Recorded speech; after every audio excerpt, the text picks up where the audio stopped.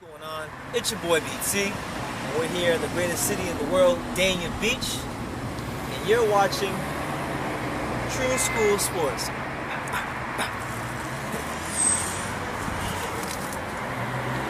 Most motherfuckers don't know shit about boxing.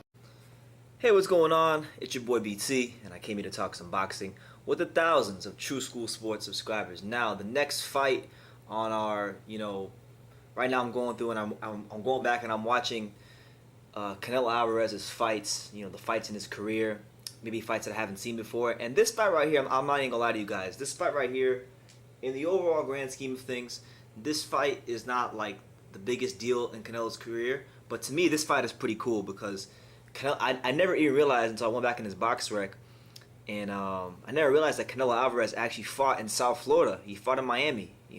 He fought at a venue that I've had the honor and I've had the privilege to cover fights in, and that's the Miccosukee Resort and Gaming, which is a good venue.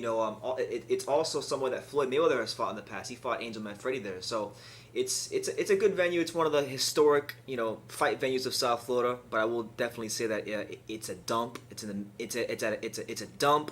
It's at an Indian reservation in the middle of freaking nowhere. Even though it's in Miami, it's at a part of Miami that nobody goes to because there's nothing there except this damn Indian reservation, this casino. So it is a dump, but hey, it's our dump. And I thought it was pretty cool that Canelo fought here in South Florida.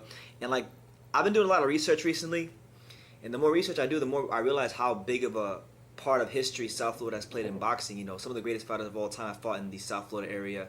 Berto Duran, Sugar Ray Leonard, Joe Louis, Canelo, Floyd Mayweather, just big names, guys that were big factors in boxing, all fought in South Florida at some point in their career. And also as well, the most notable fighter to fight in South Florida is the greatest of all time himself, Muhammad Ali. He fought, listen here, he trained out of Miami. He was training at Fifth Street Gym. Anyway, I digress. He fought at the Miccosukee Resort and Gaming. It was pretty cool. Now, moving upwards and onwards towards this fight, this was Canelo's second fight in America. He had just, in his previous fight, had a tough fight with Larry Mosley. The very tough and very game Larry Mosley. Larry Mosley's jab and his range and his size gave Canelo some fits. And in this fight, we wanted to see a better Canelo. You'd be hoping to see a better Canelo against a lesser, ranked opposition, lesser opposition in Raul Pinzon. Now, who the hell is Raul Pinzon? Now, I was doing some homework and some research on Raul Pinzon. He's a Colombian fighter. At this particular time, Raul Pinzon had been campaigning around 154. He was coming off a win against a guy named Felipe Polo in Colombia, who was 0-8. And in the previous fight before this one, he had challenged at the Miccosukee Resort and Gaming. He had fought Cosme Rivera for the WBA Fed Central welterweight title. And then 2 fights before that, he had fought a guy named Yuri Gonzalez, 14-0-1 for the WBO Intercontinental welterweight title, and he had lost that fight via majority decision. So this is a guy that was struggling at the continental level of boxing. He wasn't able to pick up any of these, minor continental trinkets that you win when you push onwards, upwards towards better things. But I digress. He was a fighter that had basically in his career campaigned at 154. And he got offered to take this fight at 147, and he actually did an interview with El Nuevo Herald, which is the Spanish version of the Miami Herald, which is the newspaper here. And he basically said that Colombian fighters don't get a lot of sponsorship and opportunity, so you gotta take whatever's given to you. So he took this fight against a young, raw, 23 fight young veteran in Canelo Alvarez, and he came down from 154 to 147 to meet him to fight for the WBA Fed Central welterweight title. Now, I'll be honest with you guys. I didn't even know what the hell the WBA Fed Central welterweight title was. I had to actually Google it up and really do some homework. And the WBA Fed Central title is basically it's a continental title that you win in Central America. So I learned something new. But there really wasn't a whole lot to dissect in this fight. To be quite honest with you, Raul Pinzon had a style to me, like the way he moves, the way his footwork is. He had a very, Alexander Brand type of vibe to him. Alexander Brand, also a fellow Colombian. The way he moves and the way he bounces on his toes, he's a lot more fluid in terms of his footwork than Alexander Brand, but the way he moves for some strange reason just reminds me of Alexander Brand. And if you guys don't know who Alexander Brand is, he's most known for his fights with the likes of Badu Jack and Andre Ward. So that's who Pinzon reminds me of, and he came out, darting in and out, trying to pump the jab, trying to find a home for himself with Canelo, but it looks like he's just very, very anxious, and because he's very, very anxious, he's telegraphing a lot of his shots, and Canelo's able to slip, avoid, and evade the punches. And when he does that, he's able to make Pinzon have to constantly reset and fight at Canelo's pace. And you saw Canelo in this fight, he was mixing in a lot of feints, just trying to pretty much establish his rhythm in the fight, and picking his shots, just being very patient. You see Canelo every now and then going to that body, dipping those hips down and getting some good leverage behind punches to the body. And these are all good things for him early on in this round, because he's able to slow down the movement of Pinzon and get him to fight his fight. You know what I'm saying? And it's interesting to watch Canelo at this point in his career, because he's a welterweight. He's still learning his trade in the professional ranks of boxing. He's doing a lot of learning on the job. And this was a much better performance from him against Pinzon. He caught him with a devastating right hand. When he hurt him, he got him out of there. And he's learning his trade. He's getting better. And to be fair, this was a style that, for me, I think is a lot more conducive to his strengths. Canelo likes to fight in spurts. Canelo likes to be able to fight at his own rhythm, at his own tempo. And Pinzon's a guy that he's not Larry Mosley. He doesn't have the long, rangy jab. He's not as crafty. He doesn't know how to catch and shoot or punch on the move. So this is a lot more conducive to Canelo's style. So Pinzon was game. He didn't lack spirit. He didn't lack heart. But like they say in boxing, there's levels to this shit. And Canelo Alvarez came to South Florida.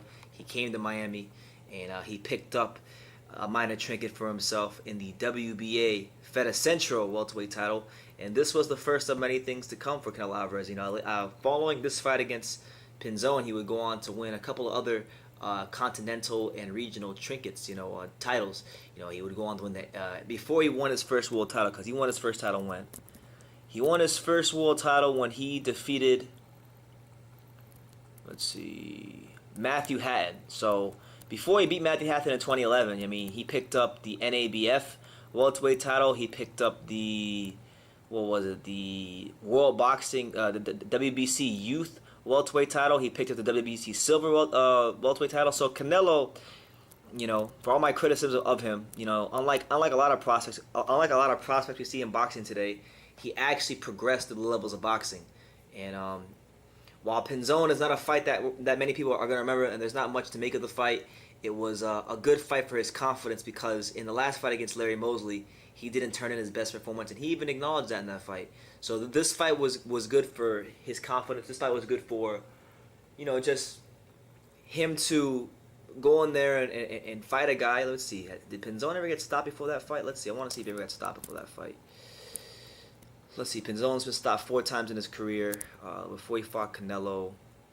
Canelo was the first guy to stop this guy, and then he was never the same. So once Pinzon stopped this guy, he got stopped 3 more times in his career, against Ricardo Torres, a guy named Mike Jones, and then he got his career effectively ended in 2010 when he fought Sean Porter in Sean Porter's 14th professional fight. Sean Porter stopped him and retired him, and he hasn't boxed since. So, Canelo pretty much ruined this guy. He was never the same again, but he was valiant. From what I was reading, I believe in the article in the Miami Herald, apparently he's training fighters in Colombia, and he's taking what he learned in boxing and giving back to the Colombian fighters in this country, and trying to help them make a better way for themselves. But just a good fight from Canelo, a good way to bounce back after a subpar performance against Larry Mosley. And these are the kind of killer instincts that he had to develop young, learning on the job, that were going to serve him well later on when he moved up in the ranks. So, good fight for Canelo. Pretty cool to see Canelo boxing in a place that I've covered fights in, which is the Mixed Security Resort and Gaming. So, hey, shout out to him. He came to South Florida, and he performed very well in South Florida. So, all I can do is put some respect on Canelo's name. And who knows, man? Maybe one day, and this is just wishful thinking, but I'm an optimistic kind of guy. maybe Canelo can come back and box in South Florida again. It'd be a treat to see him come to Marlins Park or Hard Rock Stadium. So, with that being said, those are my thoughts on the Raul Pinzon fight that took place at the Miccosukee Resort and Gaming in Miami, Florida. It was Canelo's second professional fight, and he did what he's supposed to do. He took this dude up and he folded him like a blue steel chair. So, that's the fight. That's the fight for this edition of our little journey through Canelo's career. The next fight we will probably be looking at in Canelo's career is going to be, I don't know. Let's see what fights they got. Probably Jose Miguel Cotto. So we're gonna fast forward to Jose Miguel Cotto. Jose Miguel Cotto. Let me see. I'm not sure if it's Jose Miguel Cotto. Hold on. Yeah, we're gonna go to Jose Miguel Cotto after this one. So yeah, be on the lookout for that. And yeah, let me know what you guys think about this in the comments down below. Take the time to subscribe. Like I say in every single one of these videos, you can love me or you can hate me, but I'm just Kid from Daniel. So until next time, take care, guys. Hey, what's going on? It's your boy BT. We're at the Davy Powell, and you're watching True School Sports.